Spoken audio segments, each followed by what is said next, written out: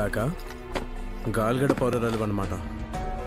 అయితే ఇప్పుడు నిన్ను ఏం చేసినా ఏ సమస్య ఉండదు కదా? అలా అయితే అదే మీకు నచ్చితే. ఆగండి యువరాజా.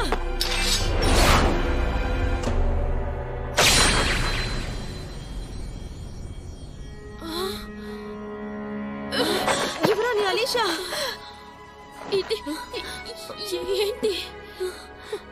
నేను ఊరికే అన్నాను అనుకున్నావా ఏంటి? వేడిగా ఉంది, బాధిస్తుంది, నేను చనిపోతానా? నువ్వేం కంగారు పడకు అలీషా, వెంటనే చికిత్స చేస్తే చనిపోవులే.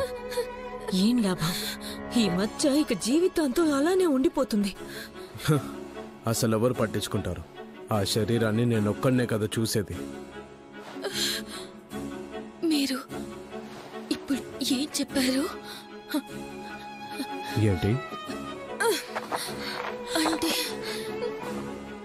మీరు మాత్రమే చూస్తారని చెప్పారు.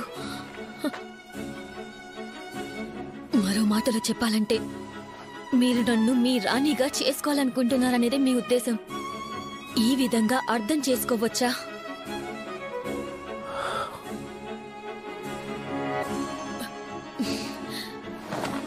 ఇదే కదా మీరు నాతో అన్నది.